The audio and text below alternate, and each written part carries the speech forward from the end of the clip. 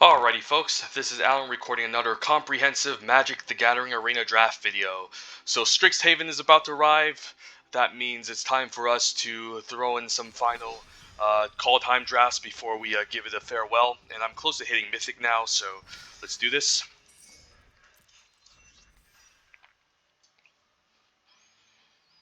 And I'm hoping we end up drafting some sort of green shenanigans control deck since, it's definitely the most fun color in this set. And something that I'm happy to force in like Friday Night Magics if I don't care too much about winning, just to experiment and see how far the rabbit hole can go. So maybe we play double path to the World Tree, but we'll see.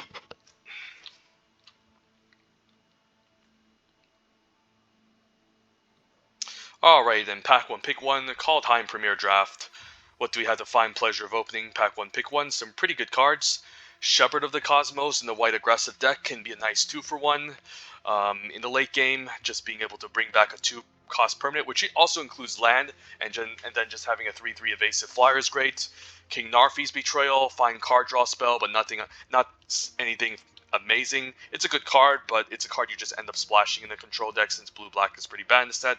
Elven Bow is a nice utility spell for the green decks since green is pretty bad against flyers. Just having a bow to equip onto a creature can be quite good.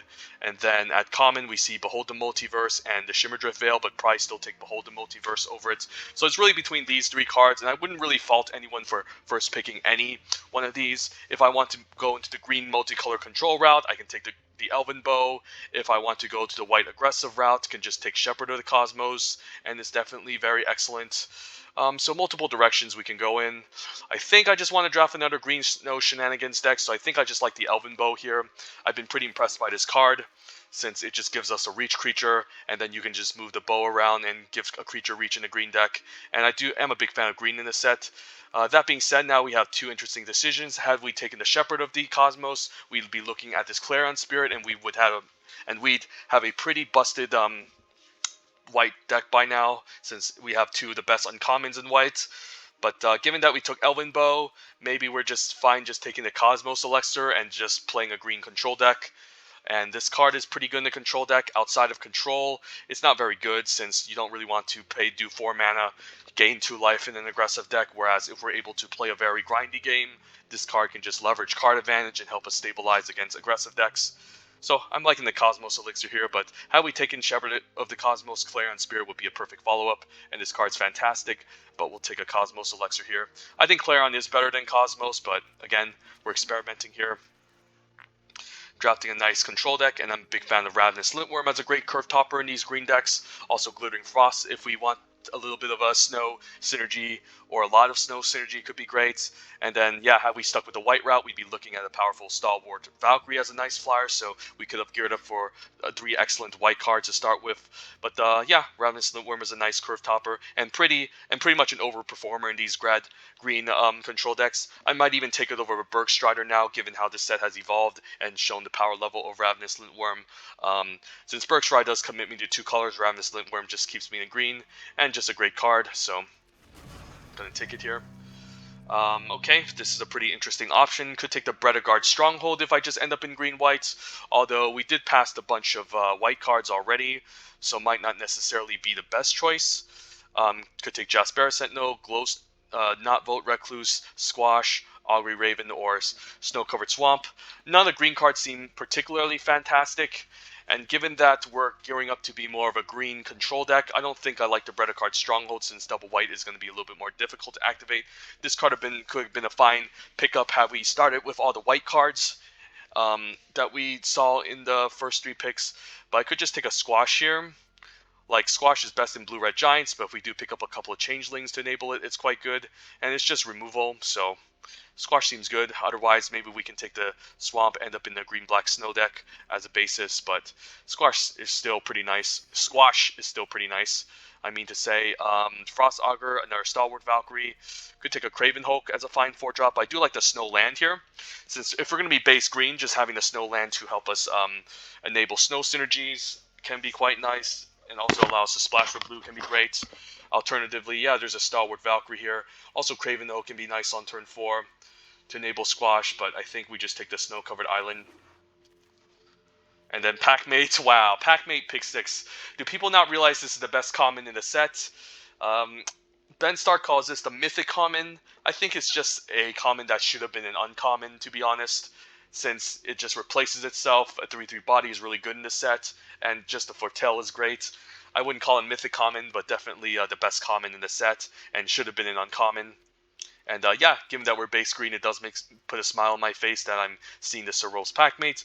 Alternatively, could take a Frostbite or a Snow-Covered Mountain, but Packmate is Packmate. And Snakeskin Veil, big fan of this. There's also Snow-Covered Island here. I think I prefer the Snakeskin Veil because I'm not sure if I want to commit to a snow deck. Although Blue Snow is the second color that cares about snow the most. So maybe the land is much more important, but I've been pretty impressed by Snakeskin Veil. It definitely saved my butt a couple of times, and just being 1 green is just very efficient. So yeah, I mean, usually I would take the Snow-Covered Island, but I've been, again, really impressed by Snakeskin Veil, just having a 1-mana hexproof counterspell. You essentially use this to counter like a Feet the Serpent or an ability, and it's quite strong. So I think I like the Veil over the Island, but I can make an argument for both. But definitely going to take the Snow-Covered Forest over the Jaspera Sentinel, given that, again, green cares about the snow the most, and these lands are at a premium. Alternatively, I don't mind a Jaspera Sentinel, which can help us ramp and fix, but Snow-Covered Forest seems good. And I guess we can take a Snow-Covered Plains. There's also King Narfi's Betrayal. We can maybe speculate on splashing, since usually if we do end up in the snow deck, we care about the Sotai colors the most. And this can be a reasonable card draw, card advantage in the late game. It's not like a really super impactful card. It's not too different from like a Divination, since it's like 3 mana, draw 2, play 2 creatures, but I think it beats the Snow-Covered Plain since white doesn't care about snow that much, and I don't think we're gearing up to be a run-amok deck, so Betrayal can be quite nice. And if I end up having more snow synergies, I could just take the 3 Seasons. This card's good with Giants, but yeah, Blue-Green Snow could also be quite good here. 3 Seasons can help us find our snow lands and snow cards, so let's just take it. There's a Depart the Realm as a bounce trick, but I can just take a Snow-Covered Swamp, because again, if we do end up in the Sultai colors, we do want to end up in a snow 3 colors sort of deck, and this is quite good. It definitely beats the Depart. Depart could be nice, but I'm not sure if I want to be base blue yet, and we'll take another Snow-Covered Swamp. Like, we could still end up in just straight up black-green snow, splashing blue. Who knows? Just picking up these snow lands are at a premium. And could even place Frostpeak Yeti if I end up in a blue-green snow deck. Not an amazing card I like too much in snow, but I'll still play one if I need a bit of evasion to help close out the game. And then we'll take a Snow-Covered Mountain. So yeah, just taking all the snow lands that I can find, and we should be fine. Ooh, Sarolf, okay. Yeah, it's not often that I like black-green, but if I just end up green splashing Sarolf, it's quite a powerful card. And yeah, basically in this set, green can just fix for pretty much anything. So just even if you pick up a two colored green card, it's essentially just a green card. So Sarolf looks awesome. We could end up splashing white for Shepherd if we find some 2-drop mana cost 2 permanents we would like to get back. There's a Bounding Gold. Glittering Frost would also be pretty good. Guardian Gladewalker can help enable squashes. But Sarolf is quite good, and we do have a couple of black lands to play along with it, so let's take a Sarolf here. So it's the Sotai Snow deck.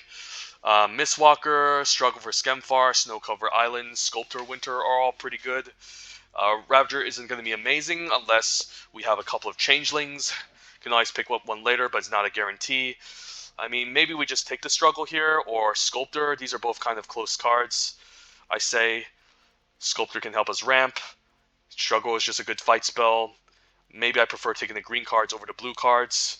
Mistwalker can help enable squash. Yeah, I mean, these are both close. I rate Struggle higher than Sculptor, but I think we want a Sculptor more than Struggle, just to ensure that we have enough ways to ramp into our late game. And then it can also help us, like, just gives us a ton of ramp, and I've been pretty impressed by the Sculptor winner. So yeah, Sculptor seems like what we kind of need to prefer over Struggle, I think. And wow, Waking the Trolls plus Packmate in the same pack. Waking the Trolls can be a pretty insane bomb if we can ramp into this early. Pac-Man can keep us open, and it's still just a very good common. Yeah, I mean, this is great. I would definitely, yeah, I would definitely maybe take this in the pack one, pick one over Pac-Mate. I'm not sure. But Pac-Man is just Pac-Man, I think, so I think I'll take it. Like, sometimes Waking a Troll can either be, like, incredibly powerful if you can ramp into this, or sometimes it can just suck, because if you get to the late game and the opponent just has a ton of lands anyways, it's just not going to do much. So it's kind of situational, but it's really powerful if you can get down early, whereas Pac-Man is just Pac-Mate, so let's just keep taking these Pac-Mates. And then another Lintworm. I like having two Lintworms in the deck, typically speaking, just as great curve toppers. Can also just play splash a Master Skull to get back a enchantment. There's also Cinderheart Giant as a good 7-drop, but we'll just take a Ravenous Lintworm here on 6. There's a Glade Warden on 4. Although I've been pretty underimpressed by the Glade Walker, to be honest. It just hasn't done too much, and even against opposing decks that play the Glade Walker, they don't seem to be that good, especially in a format full of aggro. The fact that you need to tap this is kind of bad since you do lose a blocker. It can definitely grow a creature quite large, but again, I haven't been very impressed by this card, to be honest. It just seems kind of filler. Maybe the Snow-Covered Mountain can maybe leverage a Squash Splash, potentially, so I'll take it. Can take a Bounding Gold, although we don't have any planes. Could take a Snow-Covered Plains. Could take an Elderfang Disciple. I think I'll just take Bounding Gold being the best card in the pack, and then maybe we can leverage some sort of white splash, and it's just a strong removal spell.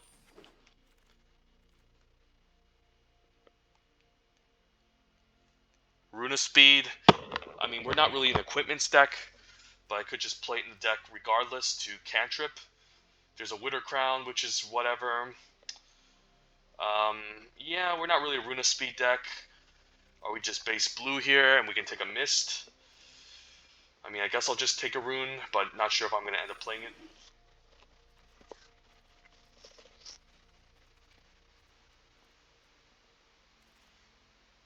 And we'll take a Glittering Frost to help us splash and ramp as well to our 6 drops. And then Sculptor is a nice combo with this as well.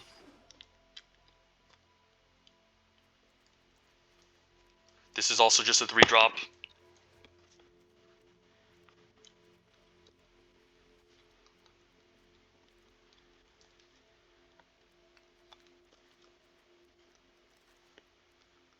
Okay, Guardian Gladewalker. I don't think I need to speculate on the second Glittering Frost as much, but Guardian Gladewalker can maybe enable some synergies by helping us get a 2-mana Squash.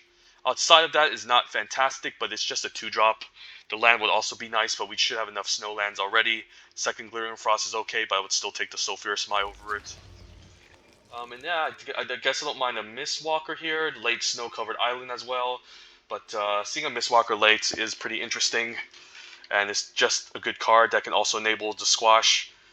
So maybe end up blue-green splashing the rest of the other colors, and we can be fine. Okay, we could take the land, but might just want the Volatile Fjorge, since it also fixed for blue and red. Scamfar Elderhall, tapping for double black, using it as a spell land to kill things can be nice, but Fjorge is just a snow land. And then, Cinderheart Giant we can even ramp into, even for base blue-green. Since just double red doesn't seem too difficult in the late game, I don't think in a snow deck. I like having these Cinderheart Giants as good curve toppers, and it's just a really strong card. So, yeah, let's try this out. And then Gravenlore. There's a Vengeful Reaper, another Squash. I guess we're going to be playing a snow deck. The Gravenlore is pretty awesome. We don't have too much card advantage outside of maybe the Pack-Mates, Cosmos Elixir, maybe 3 Seasons, or the King Narfi's Betrayal, but it's still pretty good. Alternatively, there's a Vengeful Reaper, Squash, Vengeful Reaper, Squash, and Feet the Serpent can be quite good. So it's really between these 4 cards if I don't take the Gravenlore. But given that we saw a late Mistwalker, maybe we just end up base blue-green, and this is just a really powerful card draw spell. It's almost like a 4-for-1 if you think about it. So yeah, I'm fine dipping my toes in the blue, given how we're gearing up to be a snow deck. Gonna take the Blizzard Brawl since we're a snow deck, just a good fight spell, and it should be pretty easy to enable in our deck, and it's just really cheap. Alternatively, Sculptor would be nice as well, but Gonna take the good removal. Glimpse of the Cosmos. There's also another Elven Bow, another Mistwalker. We do have a couple of giants, Cinderheart Giant, Guardian Gladewalker, and the Mistwalker, which can enable it, so it seems pretty good. And this is just a really powerful 2-for-1. We're base blue-green, so it shouldn't be too difficult to just enable this sometimes. And then just this being able to look deep into the deck is quite good. So I guess we're going to be blue-green now, just splashing red, black, and white, which is awesome. Mistwalker, fine, but I think we'll just take the Glimpse here. And ooh, Frostbite, okay. If we're going to be a snow deck, I do want Frostbite. Don't think I need a 2-drop. What do I think about Master Scald getting back? Bound in Gold. King Narfi's Betrayal, 3 seasons. And that's good, but the Frostbite with all these snow lands is quite strong, so we'll take it. Ooh, okay. Giant's Amulet is great. We could use a good 5-drop. Since we didn't pick up any Bergstriders or saw any, this is still kind of like a fine replacement level 5-drop, since it has the Amulet, which can give 1 extra toughness and hexproof if the creature comes untapped. And it's just a 5-mana 4/5, which is a good blocker in a defensive deck like ours, and an extra Giant to help enable Glimpse the Cosmos. And I think I like the Sculptor Winner. There's also the Littlejohn Mirror Lake, but second Sculptor can be quite good too. The ramp is awesome, and then yeah, the ramp is just really awesome. Just having early 2-drops is very important in these snow decks, so we don't end up getting run over, and we can use it to ramp into our late game. So I think I'm liking the Sculptor, but the land would also be really awesome too, providing us a little bit of value. Gonna take the second Blizzard Brawl. Port of Carfield is also not unreasonable, but Blizzard Brawl is just a good fight spell. And if we have enough snow mana, it's just going to be fantastic in these types of decks. With double Sculptor, I could consider running a Glittering Frost. There's another Undersea Invader, Master Scald. So let's see. These are kind of the enchantments. There's a Bound in Gold that we can loop back, I guess, with a Master Scald, but maybe the second Glittering Frost is much more preferable. Don't know if I'll end up playing it though, but it does provide a lot of fixing, which is awesome. And then Jaspera Sentinel, maybe I guess that can replace the Glittering Frost, just as a fine 1-drop, which can help us ramp and fix. We have a ton of fixing, but honestly, yeah, I think this deck could just be fine the way it is. How much lands do we have? -7, so we should have 33 -7. We can take a Snow-Covered Mountain. I could also just take a Pilfering Hawk, but I'm not lacking card advantage, I don't think. Whereas this is a nice snow land for the deck and can help enable Squash. So this is great. Maybe end up playing a random Depart the Realm. I think I'm happy splashing for King Narfi's Betrayal, Bound in Gold, and probably not going to play 3 seasons here. Even though it can get us a bunch of snow lands and value back, so maybe I just end up playing it. And then just cut the other awkward cards out of this deck. Yeah, I mean, we could just cut maybe Depart the Realm, maybe Snakeskin Veil can go, maybe Jaspera Sentinel can just go, and then something like this could be kind of good. And then, yeah, this seems fine.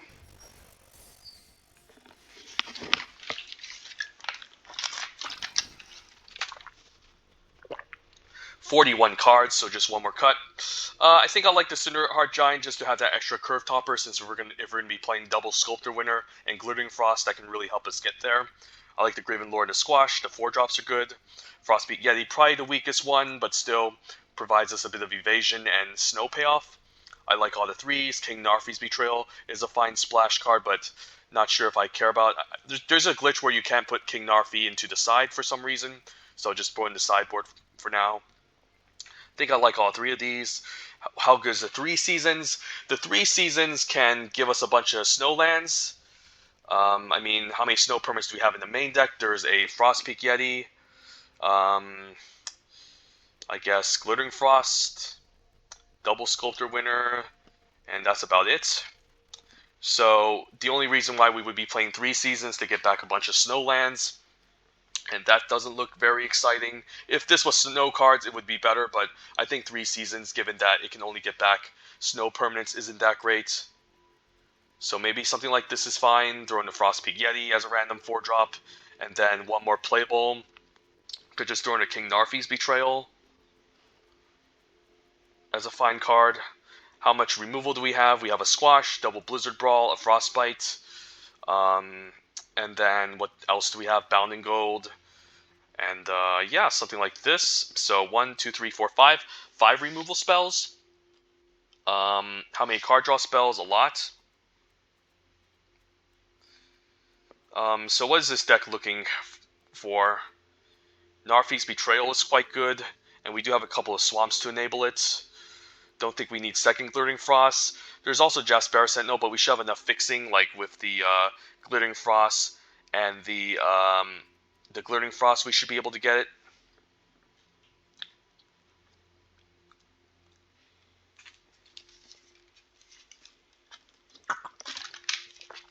We have Glimpse of the Cosmos and Squash to enable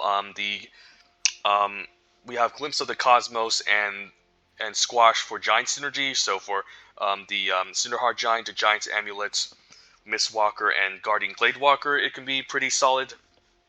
Yeah, I probably don't need the ramp and fixing. The cards I could consider is maybe a copy of Snakeskin Veil, maybe King Narfi's Betrayal as a card advantage engine in the late game, or maybe just a random Depart the Realm to help me bounce and deal with other creatures. So all of these are pretty good. 1, 2, 3, 4, 5. 5 removal spells. Some card advantage with Ravenlore and Glimpse the Cosmos and Seros Packmate. So with the card advantage, we probably don't need King Narfi's Betrayal. It would be nice to get back Lintworms, but we probably don't need it. So maybe I can just get rid of it. The Hexproof trick could be pretty reasonable too. We could also take a Depart the Realm, just as like an interaction spell, because this deck might just be a little bit aggressive and kind of tempo oriented, where we just need to find ways to interact with the opponent's threats to get in with some damage, and it can actually be a pretty reasonable card. How many Snowlands do we have?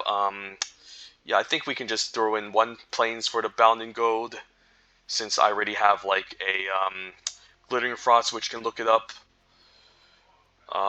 In terms of the other colors, 1, 2, 3, 4. So maybe 5 red mana. So 1, 2, 3, 4, and 5 with the Glittering Frost seems quite good. Wait, 1, 2, 3, 4, and then 5. So 1, 2, 3, 4, and then 5, and then 1, and then 2 for this, and then for the blue mana, it should be. I mean, for the black mana, what do we have? We have 1 black. So just 2 swamps seems good, and then for the green, for the blue mana, it's 1, 2, 3, 4, 5, 6, 7. So we probably need 8. 1, 2, 3, 4.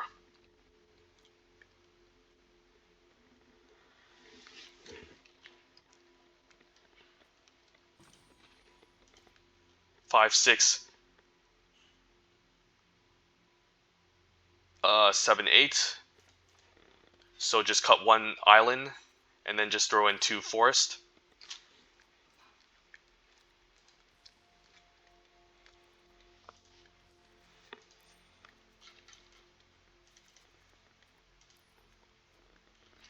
Seven, 8 green sources seems quite good. And then how many mountains? 1, 2, 3, 4, 5. 5 mountains seems good, and then 6. I mean, I guess we need more blue than red actually in this type of deck. Although we have a double red card at the top end, but it seems like we just need a little bit more blue.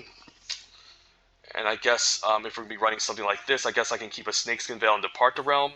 I guess I'm running 16 lands, so maybe I just throw in 1 more island, and we should be fine.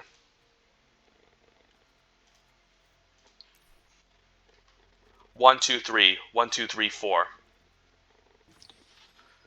Yeah, more blue than red, so maybe we just do cut a snow-covered mountain, even though it's a snow mountain, just to incorporate 1 more island, which could be also fine, since we're clearly needing blue a lot more than the rest of the other colors.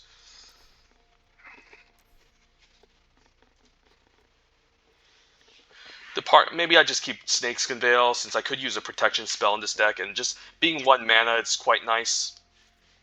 1 mana is quite good. Just having the cheap interaction spells over some of the more expensive ones can be very important. in some decks like these. So yeah, we can be base blue green 1 2 1 2 3 4 5 1 2 3 4 5 6 1 2 3 1 2 3. I guess we can also just cut a snow-covered mountain and just add in an island. Like again, it is snow, but we can always just swap it in for a snow-covered mountain instead. So then we would have a decent amount of red and blue in the deck. So 1 2 3 4, and then 5 1 2 3 4, and then 5 1 2 3 4. And then 1, 2, 3, 4, 5, 6. I guess we need more blue in this deck, actually. So I guess we just want to cut another snow-covered mountain and just throw in an island. So 1, 2, 3, 3, 4, 5, 6. So that's quite good. So we have 5 blue, and then 3, 3, 4 for 3, and then 1, 2, 1, 2 makes sense, and then the rest of them just green sources. So something like this could be quite nice. And then looking at the sideboard again, 3 Seasons is kind of bad because you can only get a Snowlands and a couple of mediocre snow permanents that I don't care about getting back. Since we also don't have any Bergstriders, it doesn't seem as exciting. This is only playable in the Blue-Red Giants deck. We have 1 Glittering Frost already. We don't need a Jaspera Sentinel to fix, since we should be alright with ramp, I think. And then, what else is there? There's a Depart the Realm, but, I mean, there's King Narfi's Betrayal, but we have Gravenlord, Double Packmate, Cosmos Elixir as card advantage as well. And then I guess there's just Depart the Realm as a interaction spell, but we do have a couple of removal spells already. So I don't just hate having a Snakeskin Veil, because foretelling this can be kind of awkward too sometimes, since it's 3 mana total. It's a fine card, but I think I'd rather just have Snakeskin Veil to keep things simple. And then hopefully we can just win by just playing out a bunch of threats and just smashing the opponent. I can also just cut the Guardian Gladewalker, but it seems pretty solid in this deck.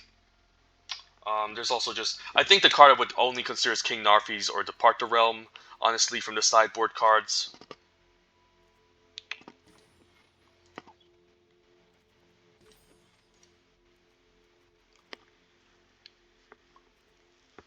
So do we need to cut off the Cosmos Elixir here? Just for King Narfi's. I mean, Cosmos you can just play on turn 4. So yeah, let's give this deck a shot, see how it goes. This is an almost Temur deck, and Cosmos Elixir can kind of be our poster child for now.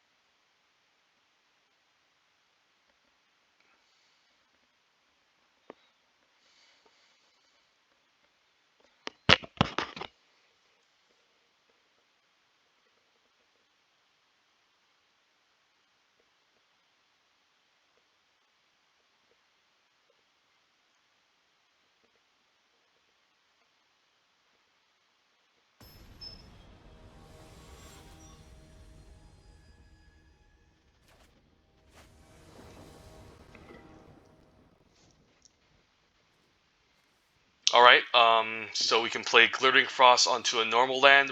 I guess we can foretell Pac-Man and then Glittering Frost. Seems quite good.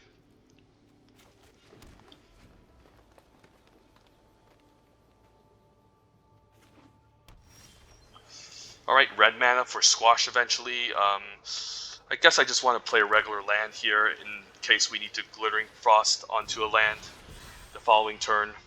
And I think I'm just going to play Glittering Frost to enable ramp so we can double spell the Pac-Man if we have to. Can always just play the Elven Bow as well. Yeah, we can always just play Elven Bow, but it just doesn't really apply that much pressure, so I think I'm fine doing this. And if he has a land destruction spell, which land do I not mind dying? I guess the island, since I might need the plains for my Bounding Goat, and I only have 1 plains in the deck, so this seems okay. Then next turn I can play Packmate into Elven Bow, so that's quite good.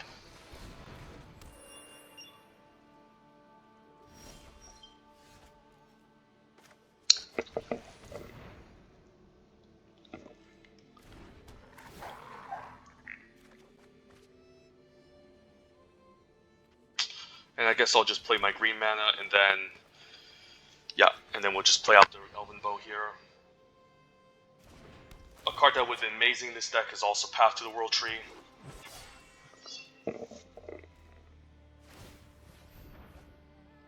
That's quite nice. Pilfering Hawk with the Replicating Ring. Gonna save the Squash for a potential Ravenous Litworm.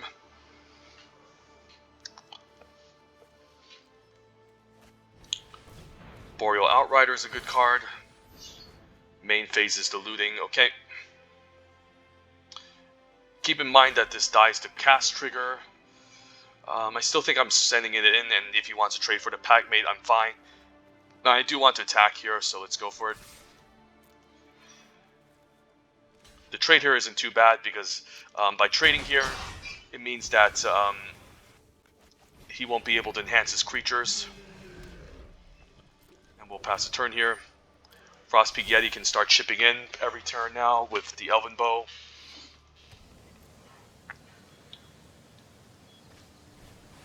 Elderleaf Mentor, so... Alright. Might just keep the Elven Bow back then.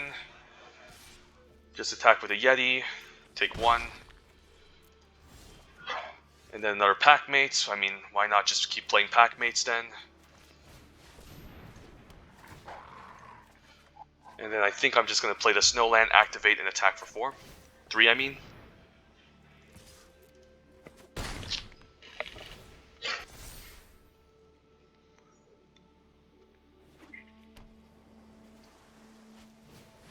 Svella, I guess I'll squash Svella before she completely outvalues me with her activation.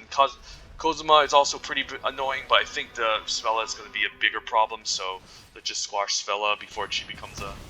She just wins in the game, and then we'll just activate the Frostpeak Yeti and attack for 3, and that's quite reasonable.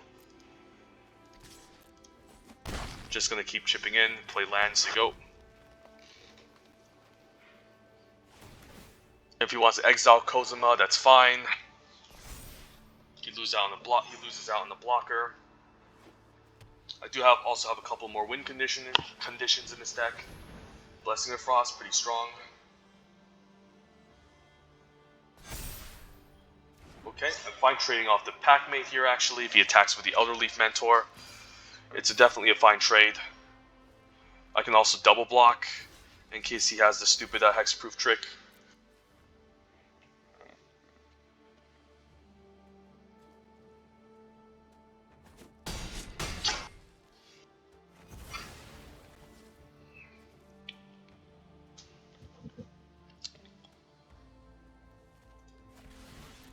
Broken Wings on my Elven Bow, so I won't be able to pump my Frostpeak Yeti. Frostbite can be pretty nice, although this is a 4/5, so probably just going to make this unblockable and attack for 3, and hopefully he just doesn't kill me quicker. Keep a land in hand, say go.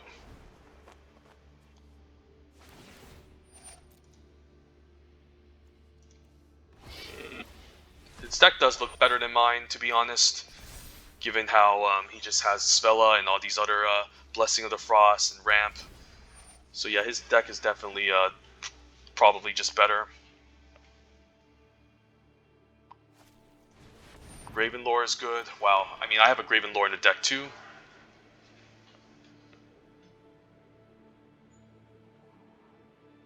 Topping 1, okay, so he probably has a playable this turn. Yeah, I would love to top deck my Gravenlore this turn. Path to the World Tree, okay.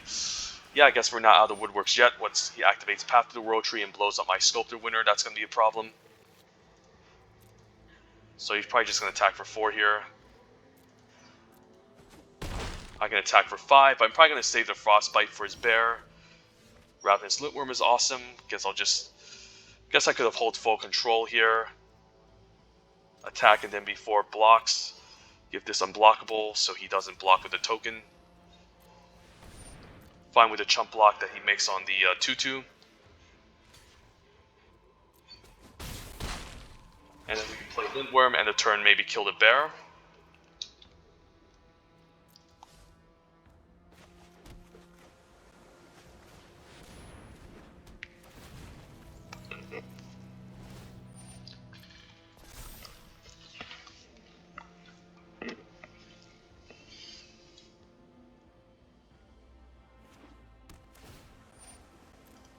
brings back Kozuma, draws a card, has a pretty nice blocker for the turn. So I guess he wants to be greedy and hold on to this. I mean, hopefully he doesn't have a removal spell. I mean, he wants to main phase Path to the World Tree, that's fine. I get to take out the bear and then smash if he gets too aggressive here and get in for lethal. Could also just hold on to this. Okay, he's assigned to attack this turn. Guess I'll just Frostbite the 2/2 and then kill him on the way back. Hopefully no bounce spells, so yeah. We can Blizzard Brawl, but probably just attack, and yeah, we got him. Wow, the opponent had a pretty insane card advantage deck, but we just managed to steal this game by getting in with the Frostpeak Yeti, so... I think his deck is definitely way stronger than mine. I just managed to steal the show by being a little bit more aggressive with the Frostpeak Yeti, so...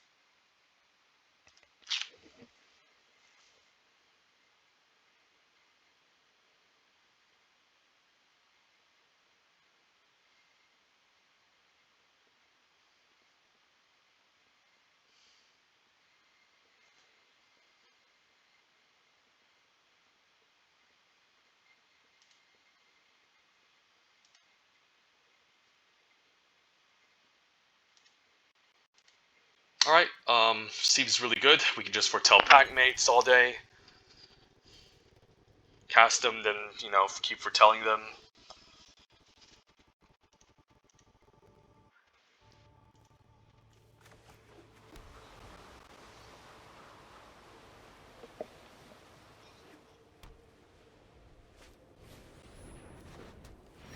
Had to be snow covered.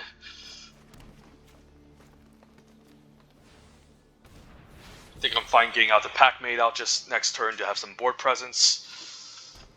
Like, we could foretell twice and play it on 4, but I'd rather just play one and then play the one afterwards, the turn afterwards, so... He could just kill me. I think I just play this first in case I pick up tap land.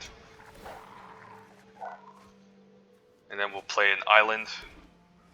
And then we'll play a snow-covered mountain and just play Pac-Man. We should be good. And then we can always play Giant's Amulet on 5.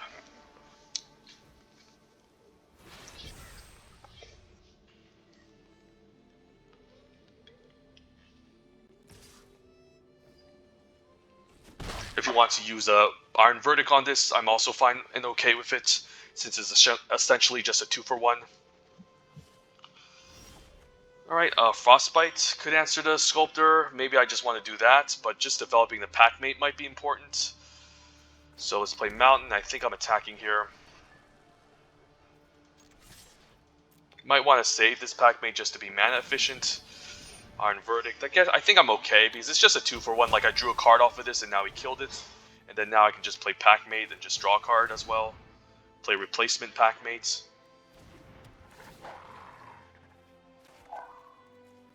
And then I can just curve out Giant's Amulet into Ravenous Lintworm. And then we should have a 3 damage Frostbite anyways to if he goes for some sort of weird double block later in the game.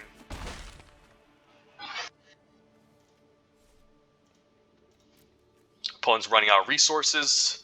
We still have kind of a stacked hand for our stuff. I do want to Frostbite this though. It's definitely going to be an annoying problem. But I also just want to attack with the Pack-Mate, so let's go for it.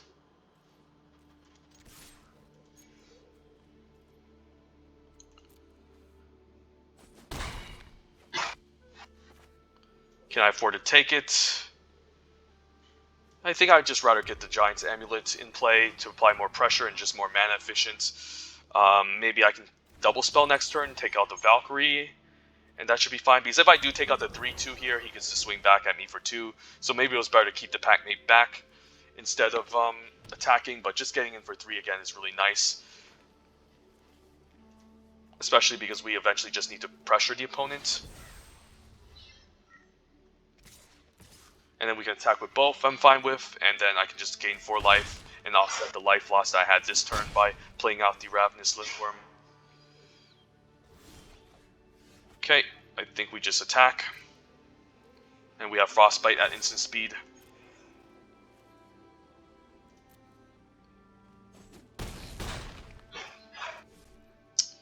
Guess I'll just play Forest here, because we need 2 green, and just play out a Lindworm. Get a ton of life, and then just try to kill him on the way back. Could be a Poison the Cup.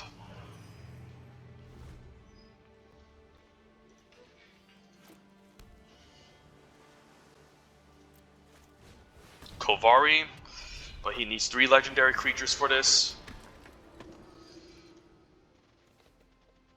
So I think I'm going to attack with all, Cosmos Elixir. I think I'm going to attack with all, and then I Frostbite to blow out a double block. Yeah, I think that's reasonable. He can always, I can trade a Packmate for the 1-2, the 2-4 blocks the 1-2 as well. This trade is fine.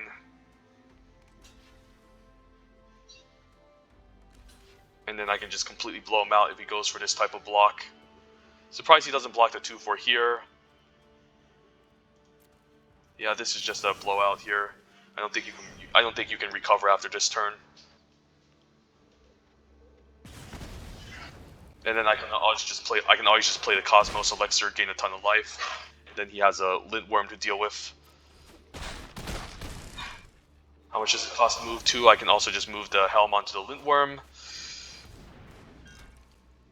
I don't think it's necessary. It's not going to give it hexproof anyway, so I think this is fine. And the fact that this doesn't have Vigilance means that he can't really attack. Blizzard Brawl, okay.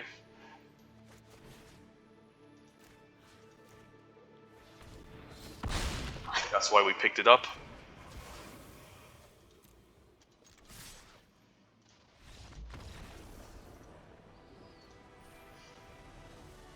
So that was a pretty nice game.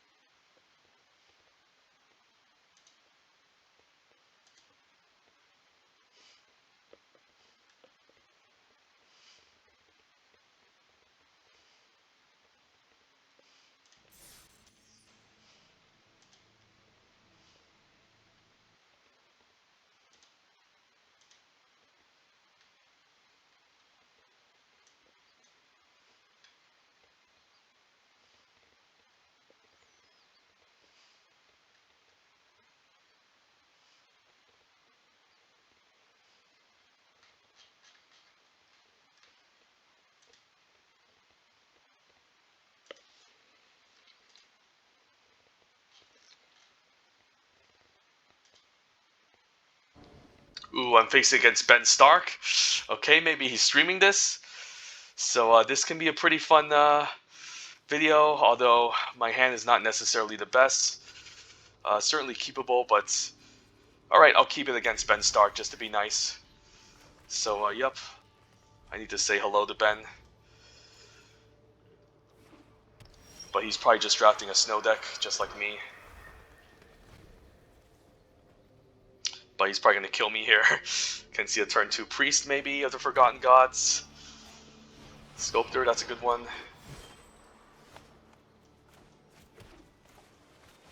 Maybe I can fight it next turn to prevent him from ramping.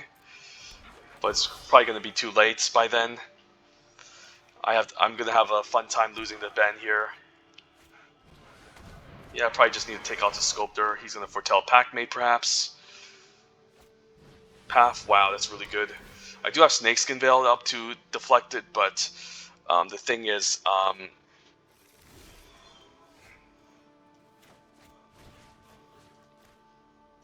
The thing is, it's still going to give him the bear, so it's not that great. Just attack for 2 here. Play another land. Probably not the best keep, since I don't even have a single snow land. So I'm probably just going to lose here, but I'm playing against Ben Stark, so I do have to, I do need to feel proud losing to him in a weird way. Finally, my snow land, attack for 2, and then once he activates Path, I'll just Snakeskin Veil my Elven Bow creature.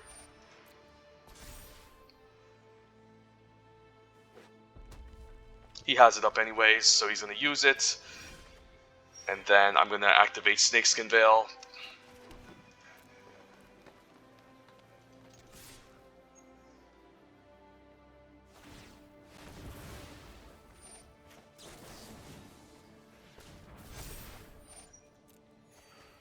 He still makes a 2/2 bear, but he doesn't get to ambush my 3/4. And then end of turn I can just use Graven Lore and just draw a bunch of cards. But yeah, a pretty insane ramp deck with Replicating Ring, Path to the World Tree. Hopefully he doesn't have a second Path to the World Tree.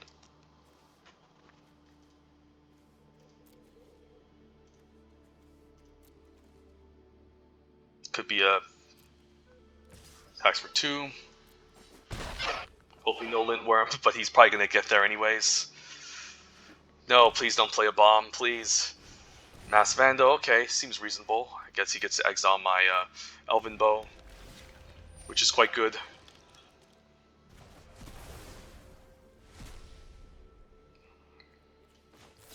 Hopefully it doesn't counter my Graven Lore. Bottom my land, draw 3 cards, so I can refuel hopefully.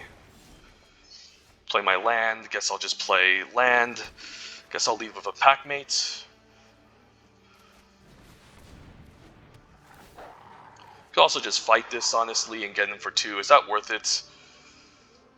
I mean, it could definitely be worth it. Just to apply some pressure. I mean, maybe it's not, since it's kind of a weak target. Yeah, it's a pretty weak target, and then next turn I can have 3 snow permanents to get a better fight.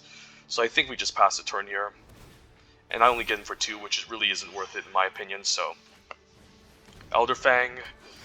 Alright, probably need to ditch the Sculptor here, even though it does improve my Blizzard Brawl. It's probably the weakest creature in my hand, so I think I go for it here.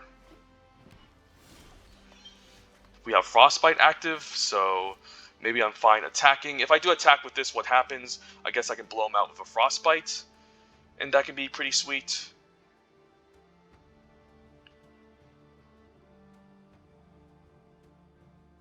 So, I mean, do I want to? I mean, Frostbite isn't going to really kill anything large in the first place, so I think I'm fine with this attack.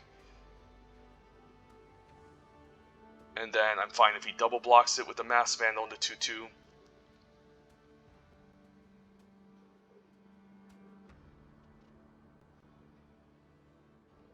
And then Lintworm can be a nice creature to help us fight.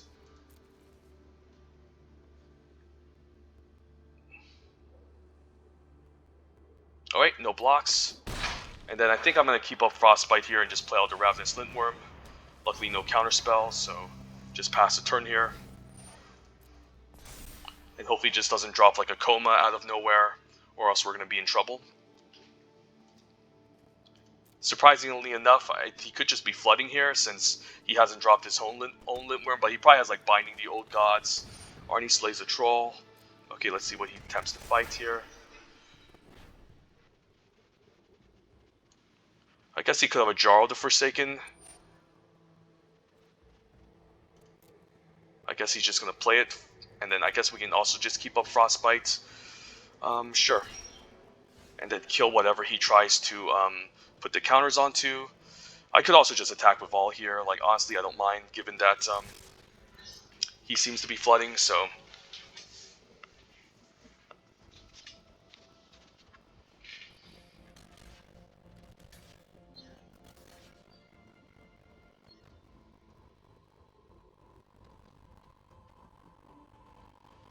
I guess I don't mind frostbiting the Masked Vandal, so I can kill both of these so he doesn't put a counter onto anything. That can also be a reasonable block.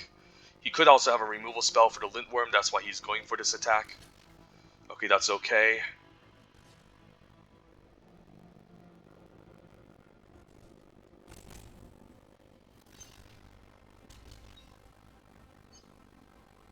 So this is a sign he probably doesn't have removal at all. So I think I'm going to use the Frostbite on the 2/2 to save my...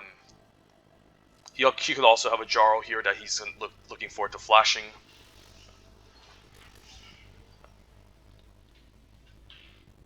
I'm going to let damage happen before anything else, so we'll see. I don't mind this double block. I can put one damage here and then the other damage onto the Elder Leaf. Okay, and then I can finish off the Masked Vandal so he doesn't put up a creature with a large counter. So, yep. And now I'll keep a land in case he makes me discard, and then we'll pass a turn.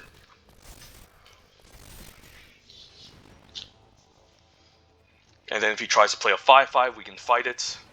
Svella is quite good, but we can fight her. And it didn't seem like he has any much interaction in his hand. So he's just trying to gain life and stabilize. But I think we got him.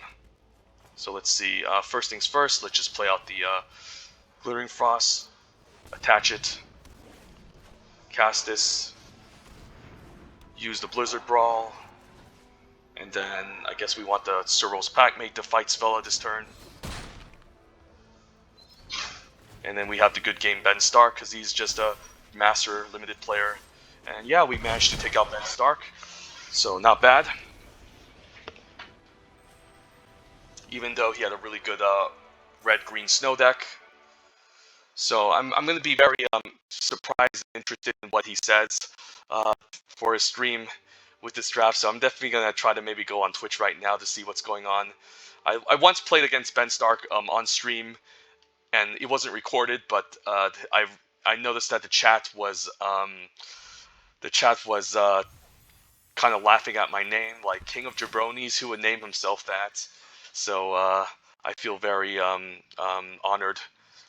I mean, I'm honored to beat Ben Stark, but I'm also honored to lose to Ben Stark as well.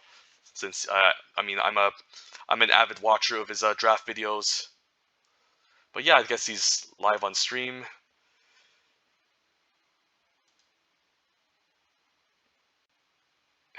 I'm just curious on what his chat said about me.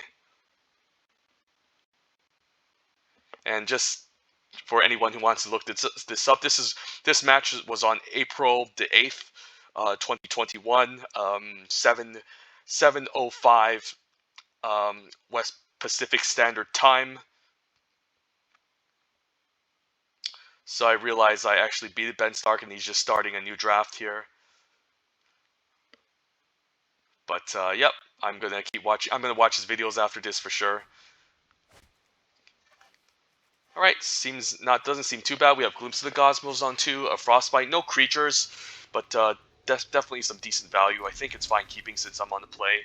Hopefully we can find some creatures to go with this Glimpse of the Cosmos. After casting this Glimpse, and then casting another Glimpse to look deeper into our deck. So this is fine.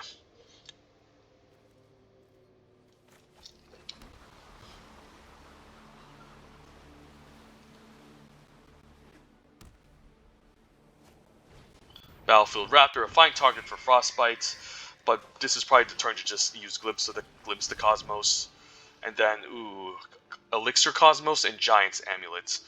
Elixir's Cosmos can be quite nice.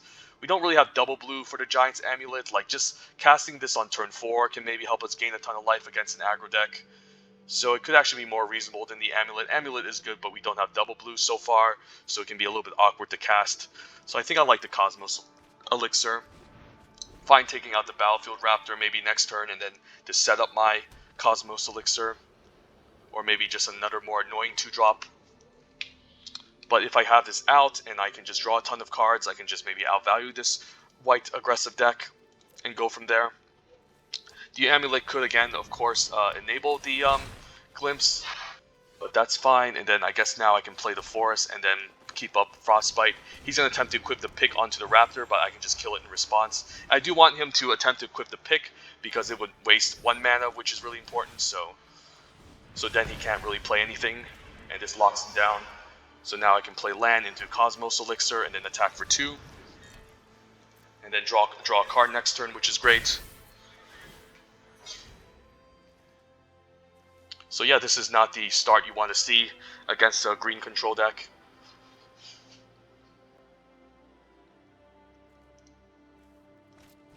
Stalwart Valkyrie is nice, and he gets to equip a pick onto it. So this could be my only turn where I actually end up drawing a card. I could also attack with a Sculptor, and if he blocks, I can just use Snakeskin Veil. It's not great, but it does prevent him from attacking, and I might be able to draw an extra card, or I guess I can just untap for Gravenlore for snow mana. And we can just do that end of turn, I guess.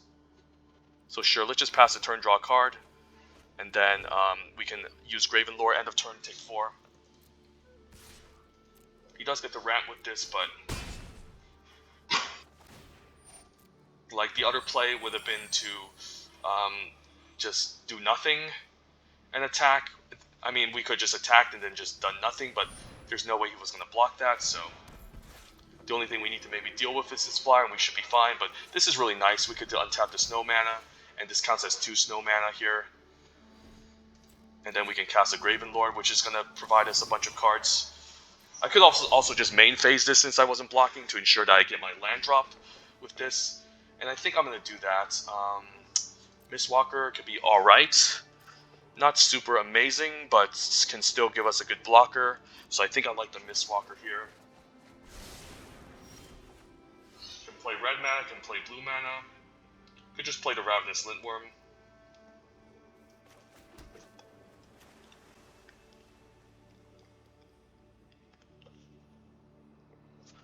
So now what? 6 mana? So 5 mana now. But I'm probably just going to play maybe the Seraph and stay back, or maybe it's better to just play Mistwalker to hold off the 2/2 in case something happens. I think I like the Mistwalker. Like, sure, we're not going to... I mean, it's probably just a better blocker than the 4/3, and if he tries to use a removal spell, I'll just keep up Snakeskin Veil by untapping a land. And I guess I can also glimpse the Cosmos too. Yeah, I forgot about that, but then I guess I need to tap this land, and then, yeah, that's going to be kind of awkward. I think we just pass. And I'm fine taking some hits because I have Cosmos Elixir to gain life and stabilize. He gets to free roll me here. I think I'm blocking the 2/2 for sure.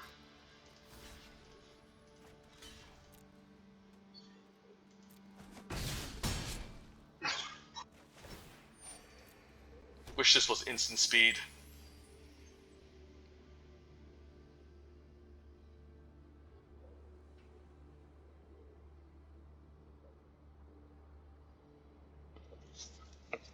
I mean, the nice thing about Seraph is that if he plans on stacking treasure tokens, this can gain a counter, and then eventually if I have 2, I can exile the Gold Vein pick.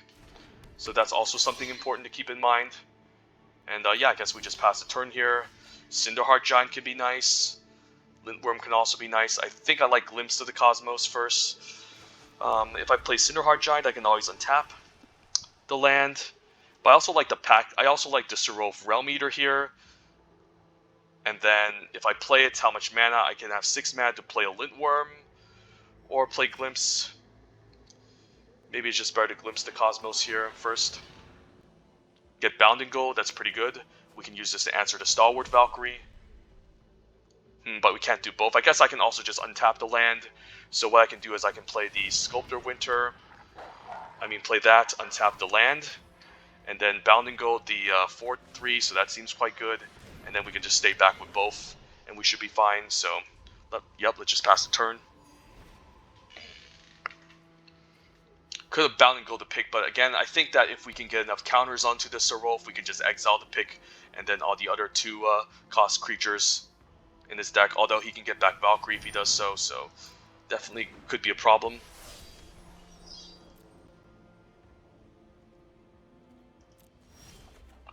Squash. Alright, Squash is quite good. I can play the Lintworm, I guess, squash, and then keep up the Snakeskin Veil, or I can play this. So I can play the Cinderheart Giant, untap, and also just keep up Snakeskin Veil, so I like that. We can always untap the Sculptor, use Squash on it, and keep up Snakeskin Veil. And yeah, I don't think I want to do anything else here, just pass the turn, say go. He's going to attempt to equip the pick, but then we're just going to maybe kill it. And hopefully no random Glorious Protector swooping out of nowhere to save this.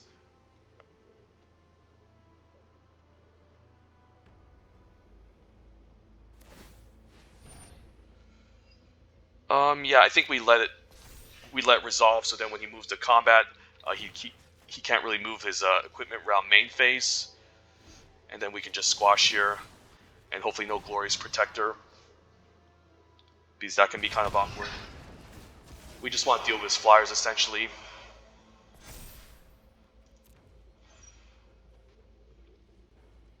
And if he sacks his treasure tokens, Seraph will grow as well. I guess he has a second Valkyrie. Wow, a million Valkyries. So not regretting using the smash on this.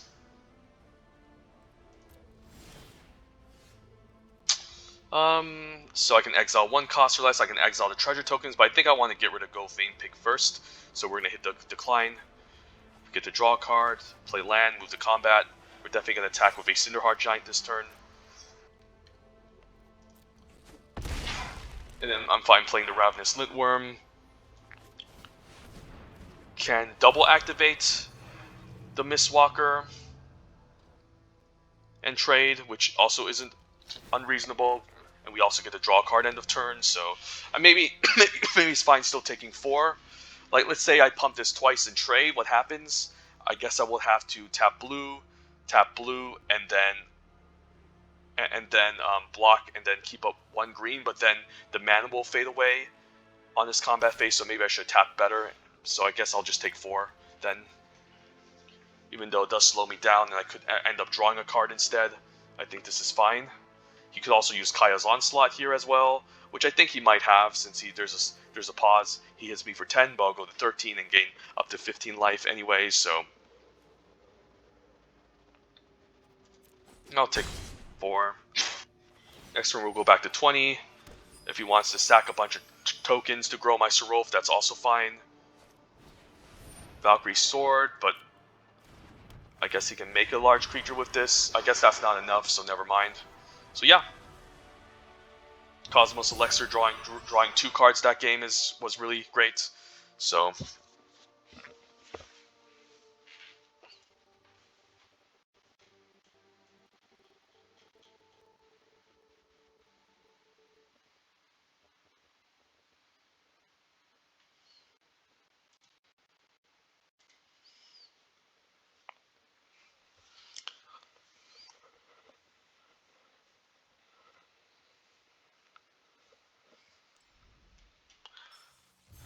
and currently 4-0. Wow, pretty nice win rate. And I also don't think my deck is the best, but just the consistency of it is really nice. And that's usually what allows you just to, win games of limited, just having a more consistent deck than the opponent, not necessarily having the most powerful deck.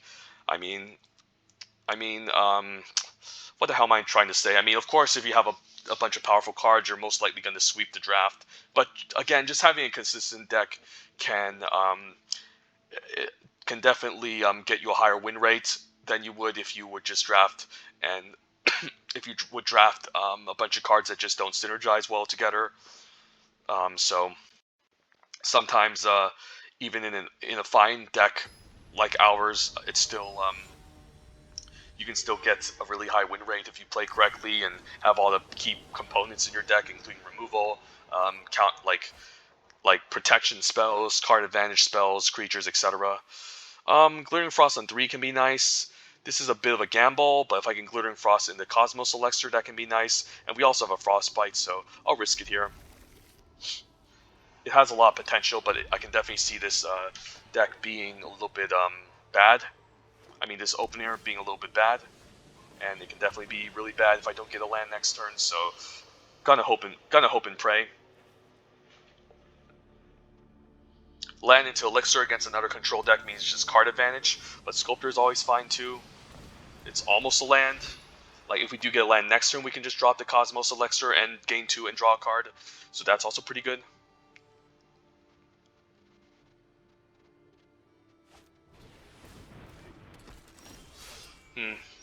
I mean, is there... I guess I can't really Blizzard Brawl this unless I have a 3 snow permanent, so I guess I'm just gonna play this and then just Glittering Frost my Forest and pass the turn.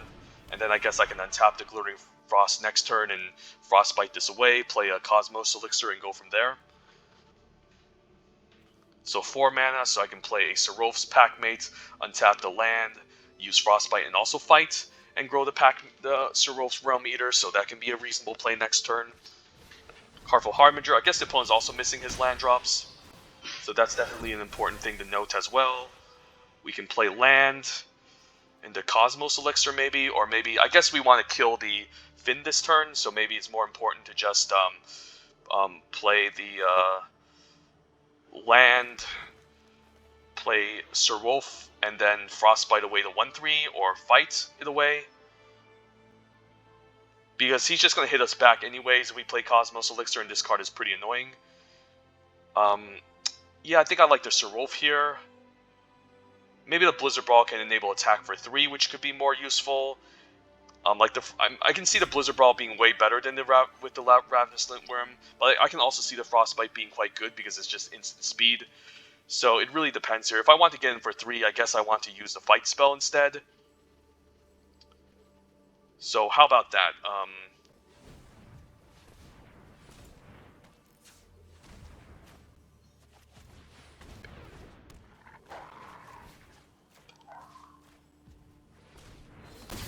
And then I can get a counter onto Serwolf and also attack for 3, so I guess this was a reasonable turn. And I don't really want to untap anything, so let's just attack for 3 here. Like, we can use... I mean, we could have... actually, this turn we could have gotten out the Ravenous Lintworm, but again, I think killing Finn is very important, especially since he's all tapped out. And just having a 4/4 Serwolf getting in there is really nice, so... If he takes out my Sculptor winner, I'm going to be locked on mana, but maybe I can sit behind a Cosmos Elixir instead.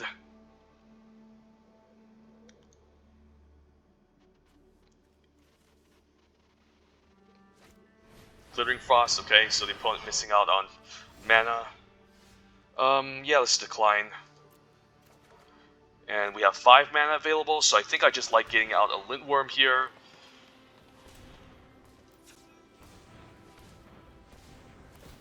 Since he's stuck on these Snowlands, and then we can keep up a Frostbite. And I don't think I'm going to be using a Frostbite on a Carful Harbinger. It seems pretty underwhelming. Like, it does give him mana to ramp into a potential, whatchamacallit, the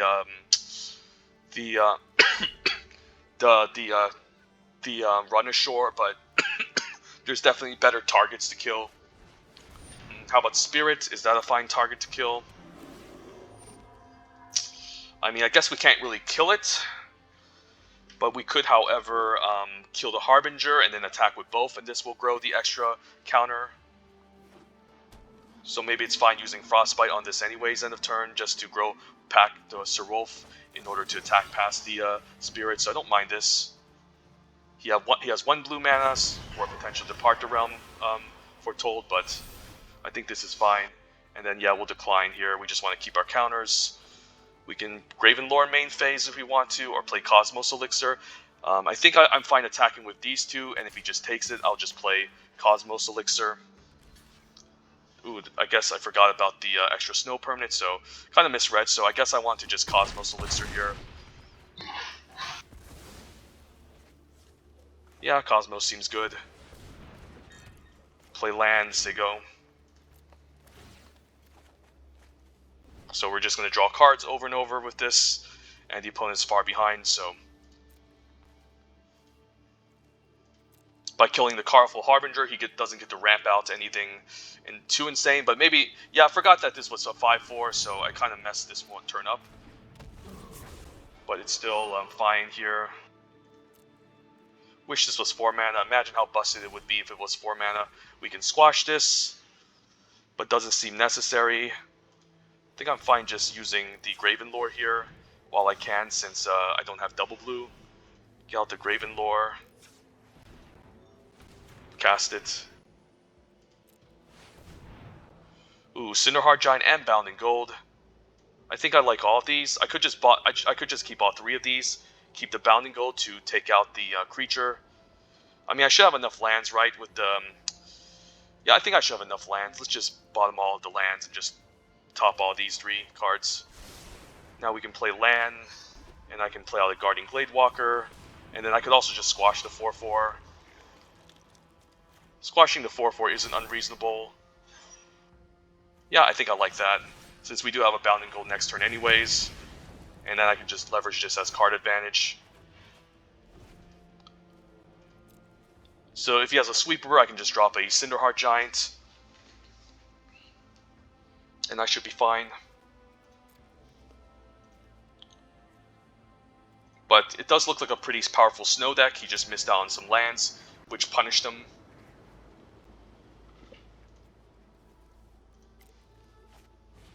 Avalanche Caller can make a 4/4 on defense. And if he wants to lose a land, I guess I'm fine with him losing a land. I mean, he's just dead, right? If I use Bound in Gold here and then he animates a land, he's just dead. Unless he wants to chump with the land, which will put him further back. So could just Bound in Gold here for the hell of it. Get this down. He animates the land on defense, right? Because he's pretty much forced to, otherwise he's just going to die. Saw it coming, that's reasonable. And I guess he's forced to chump the Ravenous Lindworm anyways, because, yeah, or else he's just dead, so I'm fine just attacking with all. And I'm also fine just playing out the Pachinate, because again, the Cosmos Elixir is just going to keep drawing me cards, so this is fine. Do need double blue to utilize the Giant's Amulet, so maybe I should have kept up green for the Snakeskin Veil as well. But honestly, I think he's dead unless he has Doomscar or a sweeper like Blood in the Snow.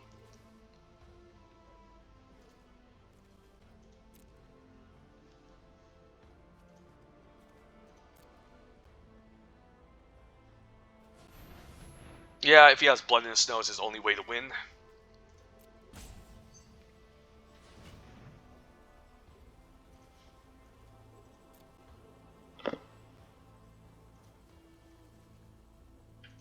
Maybe he's planning to use the land to animate. Okay, that's fine. You definitely want to avoid white when playing a snow deck, since white is usually the color that doesn't really care about snow as much. I guess he's still forced to chump the Lintworm this turn. I guess he could also keep up a bounce trick, but I'm still going to send in the team, I think. Yeah, you don't necessarily want to splash white in a snow deck unless it's a removal spell like Bound in Gold or Fall the Imposter, since yeah, the creatures just don't really make sense in that archetype. White just wants to be aggressive and just wants to curve out, whereas the snow decks want to be very controlling and win the late game. So currently, yeah, 5-0. Let's keep this up. Just 5-0 here. Just need 2 more victories in order to get my 7 win for the day, and then yeah, let's just keep playing.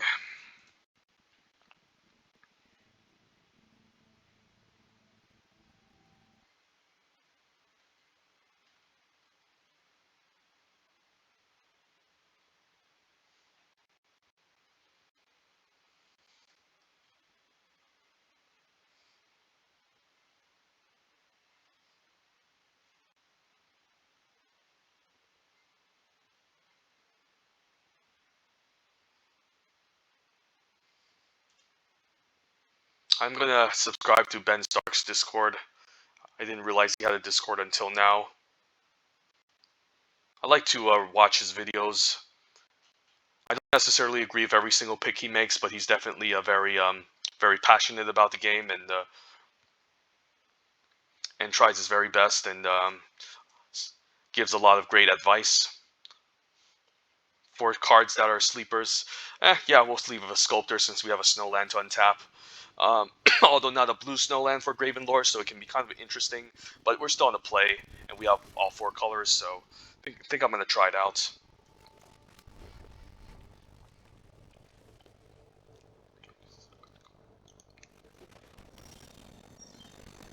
Alright, seems fine.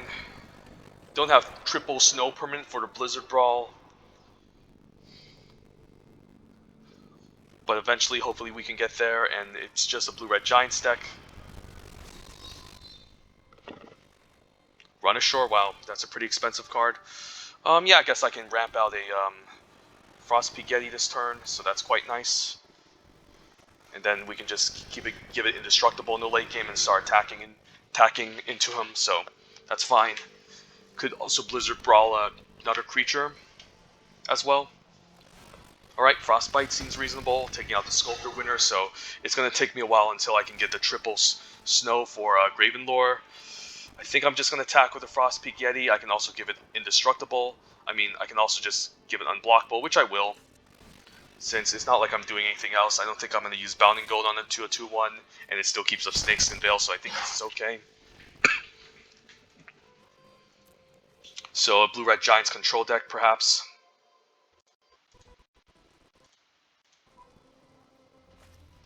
And Glimpse the Cosmos, yep.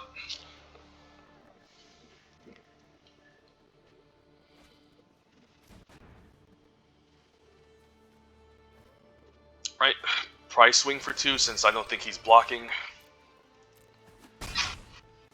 And hopefully we get our lands. Yep, it's going to take us a while since we lost a Sculptor. So yep, attack for 3, say go, keep up the mana. Unfortunately no Foretell cards. We have all this interaction and value, but we just don't have the lands or creatures. Gravenhook is really nice, but I'm pretty much just going to Bounding Gold it next turn and attack for 3. Blizzard Brawl, unfortunately can't really answer, so we just Bounding Gold here. I could also fight the 2-1, but I don't really care about that much since I'm out racing him anyway, so this is fine. Let's keep up Snakeskin Veil again.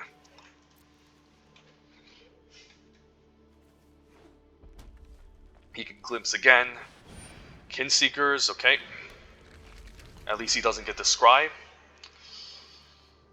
Yeah, at least he doesn't get the Scry. Maybe he misread something. I could also just Snakeskin Veil end of turn and just fight the Kinseekers. I don't think that's unreasonable unless he has a Demon Bolt.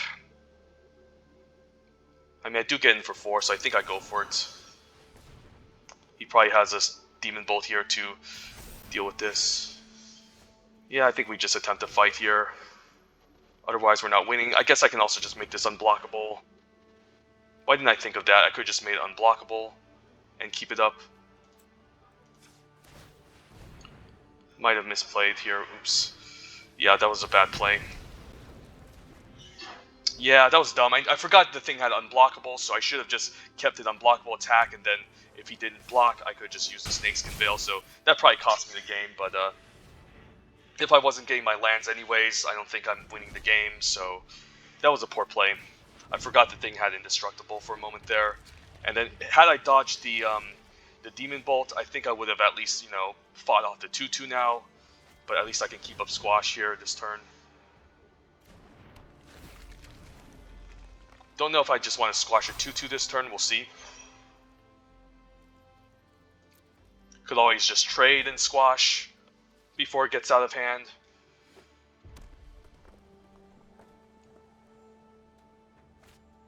Alright, so he's going to enter the battlefield. I mean, this is going to die anyways. So I guess I'll just take out the Bloodline Pretender while I can. And then he still kills my Glade Warden. If he has a counterspell, he has a counterspell. Yeah, this would have maybe been a totally different game had the Frostpeak Yeti survived. But again, I forgot we can just make it unblockable, so that might just again cost me the game. Hopefully pack me into a land would be nice. A snow land. I guess a removal spell here, so I should just be game over. Yep. Played that game a little bit poorly there. I forgot that I can just make it unblockable. So GG's opponent. And I mean, I was missing my land drops anyways that game. It started out pretty nice with the Sculptor into the Frostpeak Yeti. But it was definitely a hard game to come back from after I made that terrible misplay. So Snakeskin Veil could have saved my creature from Demon Bolt, and I would have gotten for 4 per turn, and maybe stole the game from there with a Blizzard Brawl. But I guess he also had a Squash in his hand to answer it anyway, so it was not an easy match to win, for sure. We can Glimpse, and then Elven Bow. Would love a mana creature, a mana dork, but it's not an unreasonable hand to keep, so I think I'll try it.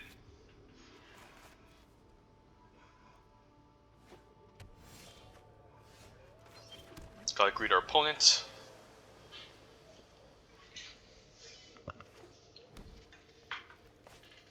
Sculptor winner, okay. It's whoever plays Sculptor winner first, I guess, wins the game, but we'll play our own.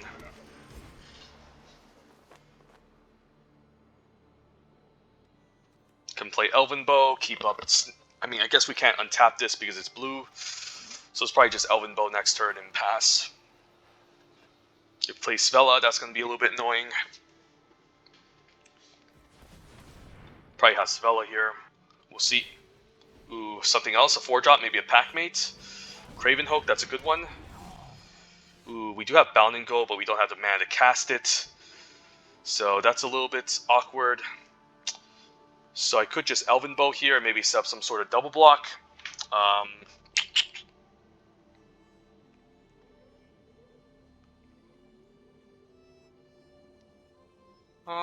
If I play land, what happens? I'll have 4 mana, 3 mana activated next turn, so I can still like untap my land and then just play Bound and Gold. So I think I like that. Let's play land and just play Elven Bow, take 4, and then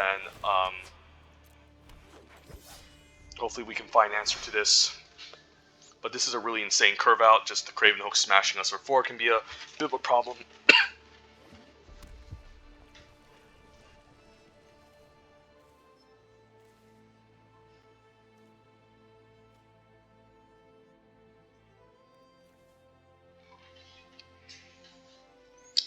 Probably not going to double block because you never know. He could have a Squash and he can completely blow us out, so just need to stay back here. Next turn we probably just want to hopefully no second Cravenhook. I mean, the opponent is curving out really nicely here, just playing threat after threat.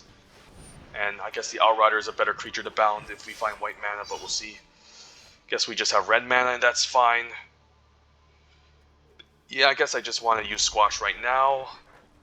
We could set up a double block first before we Squash away. And maybe take out the Cravenhook.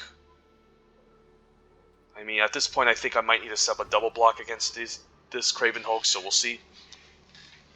And if he has a response, I guess I can just use Squash to take out the Grizzled Outrider. Guardian Gladewalker, okay. Hopefully he doesn't distribute onto the Cravenhook. Alright, that's even more annoying, so I guess I'll be taking 5 regardless.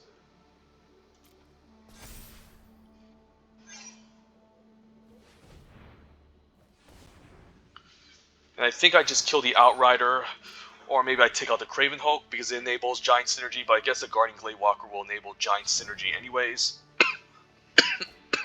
So we'll see. Firewalker, okay.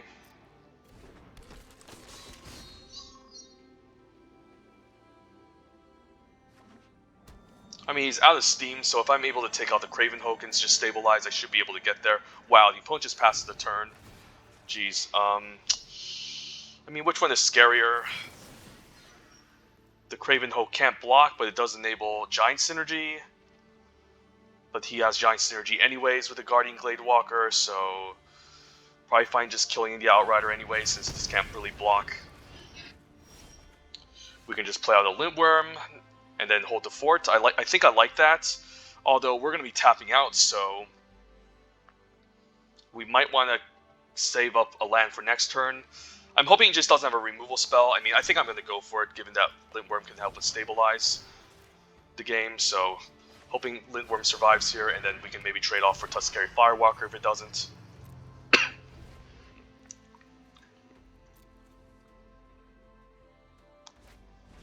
Packmate, okay, at least it isn't a Lintworm or like a Squash or anything.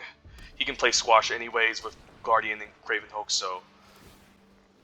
Okay, just a random 3-drop perhaps, and then maybe I can win the late game by just outvaluing him. If he just wants to attack with ball, I'm also fine. Okay, Glimpse looks good here. Glimpse of the Cosmos. And then Cinderheart Giant. Well, Cosmos Elixir can be quite nice. Maybe this will force him to attack into us and force some trades, since it's just going to give me a ton of card advantage. Alternatively, if we take the Craven... Yeah, I think we take Cosmos Elixir here. It's just a card that I guess he doesn't want to face against. We can just use this to gain life and just gain card advantage over time and win from there. And this might force him into awkward attack situations. So he might just have to go all out just to prevent me from drawing cards. I think I like that over the 7-drop, which is also fine. And hopefully he just doesn't top deck any insane stuff here. So I think these are the blocks. You can also block here. Or to just kill the Firewalker, honestly, because he's just going to use that to boast in game value. So I guess these blocks make the most sense.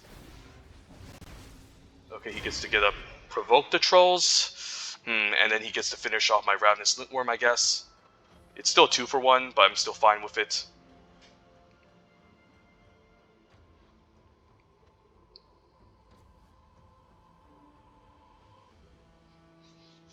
So now he's attacking with all. It does feel a little bit worse just playing the Cosmos Elixir, but it does kind of force his hand in a sense. If he wants to attack far off on his own, Craven Hogue is still 2 for 1. It's still going to be a trade, so... But he got value off of this anyways, but I'm fine with this exchange. It's a good one. Now I can play the Elven Bow and then just hold off the rest of his team. Packmate is nice. So Packmate seems awesome. Land can allow me to equip Elven Bow. I can also just play Guardian Gladewalker, which seems really good. And then we can play it onto the Packmates. And then I guess we can also just say go, keep up the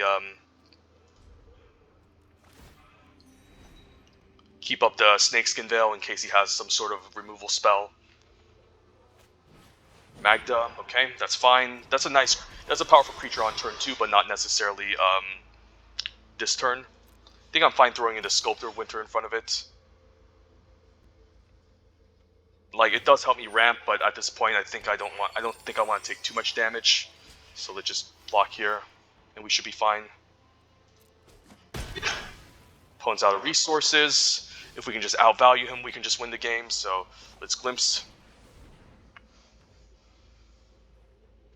And I like the Frostbite here. Don't need to use it now, of course. And then we can equip the bow onto the 1/3. I think I want to tap like a civilized person here. Let's just play Snow Swamp first. Why is it using green mana? I don't understand that. Yeah, like this. This makes the most sense. And this is just a good blocker. And then we'll just gain life and pass a turn.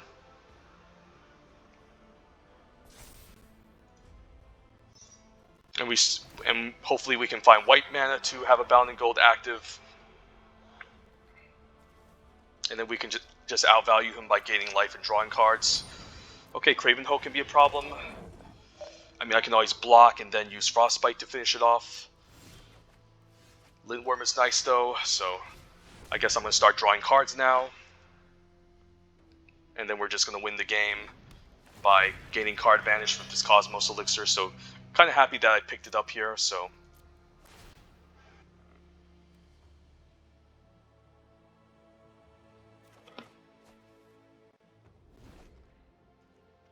We can block here, and then block here.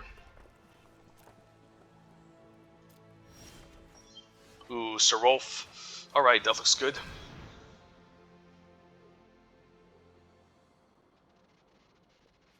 He doesn't have any black mana, but he knows that I'm just going to outvalue him. So yep, we got him.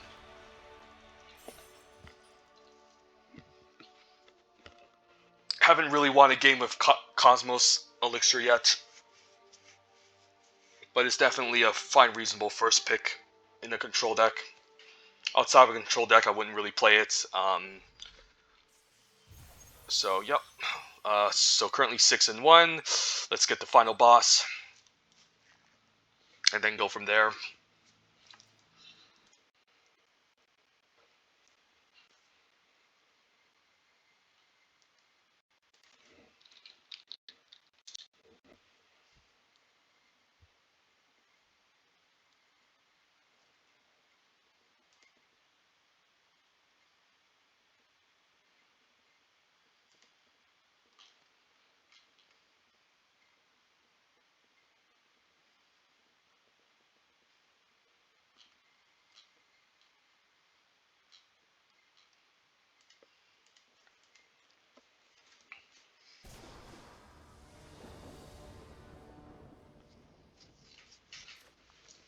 And let's get this final boss.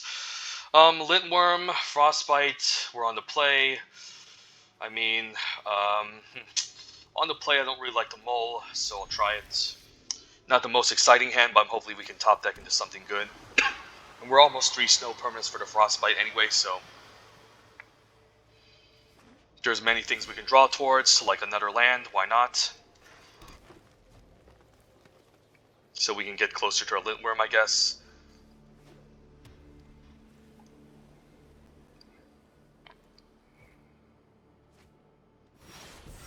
Blizzard Brawl. Yeah, I guess I'll play the Snow Land now that we have a Blizzard Brawl, just to get triple Snow permanent eventually. But this is definitely one of our slower hands. A blue-white Foretell deck is not a deck I see too often. I think I'll just kill this end of turn. It can be pretty annoying if I don't deal with it right away. Could see a counterspell for Frostbite, but I'm fine if he counters my Frostbite when I can just maybe play a creature and eventually fight this off. Glittering Frost, okay, that's quite good too. Just play land. Enchant our forest, he gets to boast, but I can play a Lintworm and maybe fight this off, we'll see.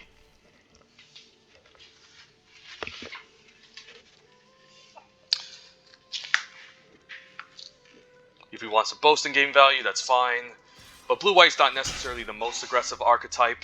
It's mostly trying to win the game with flyers and not necessarily ground creatures. But yeah, that was nice, just trading a Frostbite, I think, for a Solid Coming, because a Solid Coming could be worse in the long game. Is he keeping up Counterspell? He might just be keeping up Counterspell here, I feel like, since if he's just going to pass the turn and not boast, then yeah, he gets to keep up counter, and in that case, I guess I just want to pass the turn and not play anything. But now this could be my turn to resolve my Lintworm, and hopefully he doesn't exile it or do anything to it. I can fight with the Lintworm next turn, and then just smash, hopefully.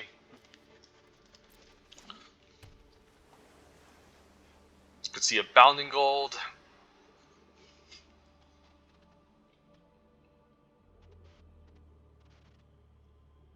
He could also have an Iron Verdict, Kinseeker, sure. He gets a Scry, so I think I'm going to fight it off.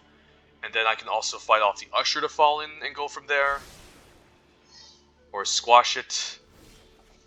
Ooh, Packmate, okay. I guess I like Packmate and maybe fight. Although I do need double green. Yeah, I think we just fight first. And yeah, we have 3 snow permits, so we can give it indestructible. The question is, do I want to use my second fight spell? I don't think so, since the Packmate can really block everything here. I mean, I guess he can always just pump the Barrow Shield Warrior, so maybe I do just fight off one of these creatures here. Yeah, let's just play it. And then I'm fine just taking 3 or something. And then we're fine. I guess I'm fine trading this for the Barrow Shield Warrior as well. He gets to make a chump blocker, but honestly, he's pretty far back behind now. Since he just took 7. I think I'm blocking the Warrior over the Usher. Like, the Usher can still boast and make 1/1s, but it's not necessarily great. This can keep back the 3/3. Could just Gravenlore main phase, fight, go from there. Yeah, I think I like that.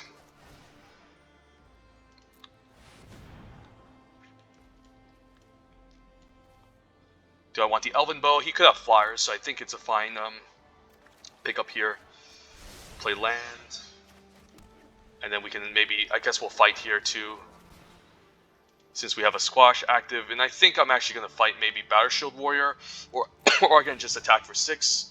He can do a double block. Huh. I mean, I can hold off all these creatures anyways, but the Battle Shield Warrior could be a potential problem. So I think I'm actually just going to fight it, and then just attack with a 6 to 7 power creature, and then the Packmate can maybe hold off one of these other creatures. I'm fine with a chump. The more creatures he loses, the better. He could have a Doomscar. In that case, I'd rather just play the Elven Bow. Behold, okay, it's a fine card, but still going to use up a ton of his mana this turn, and then we can just attack with all, smash. Yeah, he's just playing some weird cards in blue-white, like, these cards are mostly like ground attackers. This is like a ground blocker. He needs flyers in blue-white, I think, to really make it happen. Raven's Warning, okay. I can just play a Raven Bow, I guess, and then just block off the 1/1. That makes sense, so I think we're just going to attack here.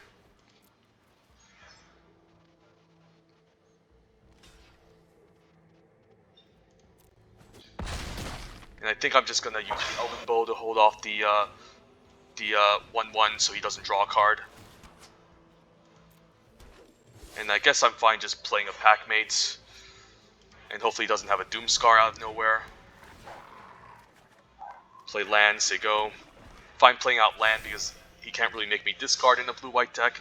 This he could have a Doomscar in his sideboard. That's why just giving out this blocker is nice to prevent him from drawing a card. If he uses Doomscar now, we still have win conditions. We drew cards off of Packmate, so I think we're in good shape regardless. If I squash this next turn, 6, 7, 8, 9, 10, 11, 12, 13, 14, it could be lethal.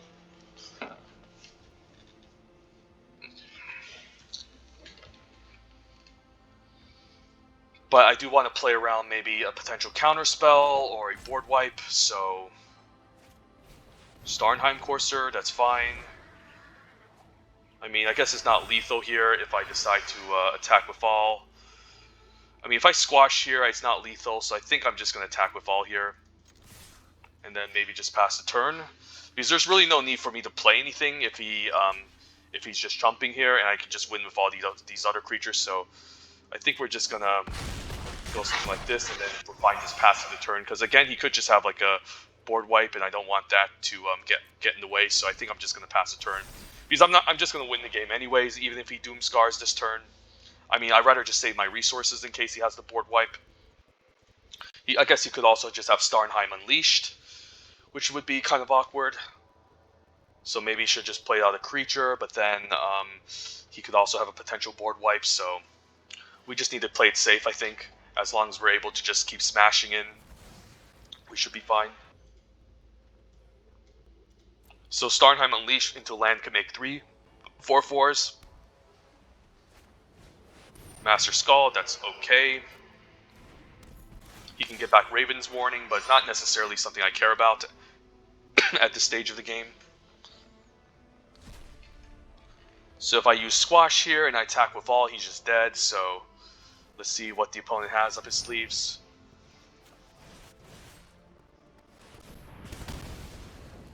And then we can just attack with all, force some chumps, and we should again just be fine. Just attacking and just doing nothing. Can play out Cinderheart Giant. I think I'm fine just attacking with all, just sending. If he forces a chump, he's going to be down to 3 life. Now the question is, am I fine playing something out? Maybe I'm fine just playing out Cinderheart Giant, given how expensive it is. He could have a board wipe, and this would feel kind of bad. If he Starnheim's Unleash, I guess I might want a Frostpeak Yeti instead. So, I don't know. Let's play out the Cinderheart. If he has Starnheim Unleash, I just need the extra creature. But if he uses a Doomscar, I can still maybe rebuild with the Ravenous Litworm, Frostpeak Yeti, etc.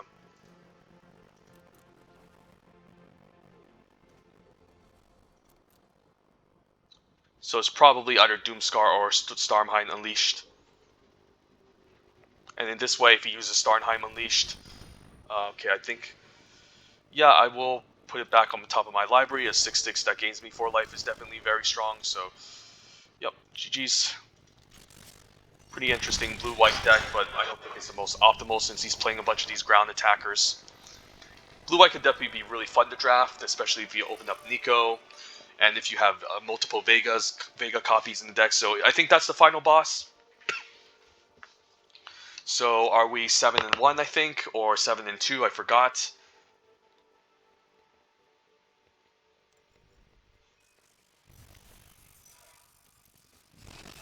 All right, we got our 7 wins, so that's really awesome. Let's add this deck to our deck list, and then let's do a quick overview of this draft. And yeah, I mean, I started out with Elven Bow. I think the correct pick, pack one, pick one, was actually the Shepherd of the Cosmos, and then we would add a pretty sick deck by taking the Clarion Spirit that followed afterwards, plus the double Stalwart Valkyries that were passed with us. But I decided to have a bit more fun in this type of deck, and instead just draft a nice controlling value like green mid-range, rangy type of deck. Definitely more mid-rangey than controlling, but it's definitely has more attributes of a control deck with card draw spells such as Gravenlore, Double Packmate, Cosmos Elixir, which can draw me cards, and then there's also Glimpse the Cosmos, which can draw me cards. So that's the card draw component. The win condition components are like the double Ravenous Lintworm, Cinderheart Giant, Giant's Amulet, Serof's Realm Eater with enough counters on it, Mistwalker to fly over, Frostpeak Yeti to gain evasion, and then the removal portion, Frostbite, double Blizzard Brawl is excellent with some big, nice height as nice chunky creatures with enough snow permanents, Snakeskin Veil. I mean, as a good protection spell that I don't mind one of, even though in that game where I lost, I played it incorrectly. And it's kind of funny. I didn't see too much opponents with removal spells this entire draft, so I barely even got off a Snakeskin Veil, except against Ben Stark. I guess he tried to cruel ultimatum me with Path to the World Tree, and I managed to negate it with the Snakeskin Veil. But yeah, that was a pretty fun turn. Even though he drew 2 cards and made it 2/2, at least he didn't get to ambush my soldier token. Double Blizzard Brawl again. There's Bounding Gold and Squash as kind of our big removal. Frostbite as kind of our small removal. And then yeah, just double Sculptor Winter to help us ramp. Overall, just a really nice synergistic deck. I guess Glaring Frost also helps us ramp. So yeah, just overall, it's nothing too insane. There's no comas in this deck. We're missing out on Berkstriders on 5. We are missing out on maybe like a copy of Behold the Multiverse. And we could use a Finn, the Fangbearer, or Mask Vandal as a replacement 2-drop over the Guardian Gladewalker. But you know, we still got to 7 wins, which does make me happy. And the mana distribution overall just felt really smooth, even though we were tossing in 5 colors in this deck in a deck without Path to the World Tree. So yeah, pretty happy with this draft. So I'm gonna take a quick snapshot here. One moment. I think we just need to do this right. Quick, take a snapshot in case I need to use this as our thumbnail. Maybe I need to take a picture of the sideboard as well, just in case. And then I can hit the done button. And then, yeah, we're just going to snap the picture here. And then we're just going to claim our prize. All right. And what do we have here? Pack one, pick one. Let's pretend we're drafting Kaldheim. Pack one, pick one. Yeah, either the rare or Shimmerdrift Veil. I mean, there's also Bloodline Pretender. Like, he can be pretty reasonable in either Elves, Berserkers, Giants, or sometimes even in the white decks, which has a bit of Warrior synergy. This card's going to overperform mostly in Elves and Black-Red Berserkers, but I would still take the Shimmerdrift Veil, given that Snow is one of the tier 1 archetypes in the set. and just having all the snow mana available plus the land that can fix for any color is really important. There's also Priest of the Haunted Edge as a good black common. Easily the second best black common in the set behind Fetus Serpent. It could actually be better than Fetus Serpent in the snow deck, actually, so it's also kind of close. But black is pretty bad in this set, but a card like Priest of the Haunted Edge as a splash card in the snow deck, or Fetus Serpent is quite powerful, so probably take the Shimmer Drift Veil that pack. And yeah, the funnest card in the set. The most fun card in the set. Apologize for maybe wording it incorrectly. The most fun card in the set, Path to the World Tree. Easily one of the best uncommons in the set. Ben Stark fired one off on me, and I still won the game, but it was very close. He could definitely outvalued me, but he just seemed to have flooded and didn't draw any removal or interaction. But yeah, Path to the World Tree, mini Cruel Ultimatum. Not only does it help you fix and splash, and it can pick up potential snowlands, but just the activated ability is really powerful. It draws you 2, makes you a 2/2, deals 2. Yeah, it's easily very first pickable. Not sure if I would take this over a Ceros Packmate or a Demon Bolt Pack 1 Pick 1. I would definitely take it over Behold the Multiverse and Bergstrider, and I just listed the top 4 commons.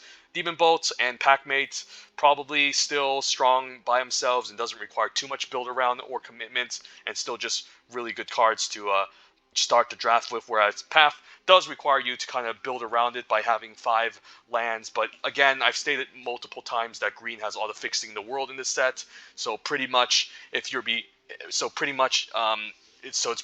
easy to enable Path to the World Tree in green with enough Glittering Frosts, Jaspera Sentinels, Shimmer Drift Veils, Path to the World Trees, etc. to help you fix. But Path is quite good. There's also Skemfar Shallow Sage for the Elf deck, which can definitely be really bonkers if you somehow manage to end up drafting it. Not a big fan of it, but if you open up the Rare Saga for the Elves deck, the one that can fetch you a Tyvar Warrior Elf card with the first chapter, and then just put a bunch of counters onto your Elves. That card is definitely a reason you should be forcing Black-Green Elves, but overall, not a big fan of it. I'd rather just play Black-Green Snow. The reason why is that Green just doesn't have a ton of evasion necessarily, and if you do end up in a board stall against another deck, just having a bunch of 1/1s is not necessarily amazing. Keep in mind, but Skemfar Shallow Sage can help you go over top by draining the opponent, but I would still take Path to the World Tree. And Eyesight Troll is almost like a mythic common in the snow deck, since it's indestructible if you can keep up 2 snow mana, which can be pretty annoying. Giant's Amulet over Struggle, definitely. Struggle is a good removal spell, but it's not going to be as good of a removal spell, since you do need like a decent amount of toughness for your creatures to fight. Still great because you can foretell this for 2 and cast it for 1 green, but I would still take the Giant's Amulet since it can enable a lot more synergies. It's an equipment you can move around, and it also makes a 4/4 Giant. So it's just a good turn 5 play, helps you play control and defense. This card is awesome. So yep. Probably just easy Bergstrider here as the second best blue common in the set. Overall, I didn't see any in my current draft, but from watching again other prolific drafters like Ben Stark, they keep seeing this really late in the set as of right now, given that everyone's trying to do red aggro. So definitely Snow is pretty open from what I've heard of in Premier Draft, and you do end up seeing these late. Like, I get the red aggro decks are a little bit more, are definitely more consistent and don't require too much work to build around, but I think the Snow decks can definitely be a higher power level tier if you manage to pull it off together, and should definitely not be something that you should disregard just because it's a little bit more difficult to draft.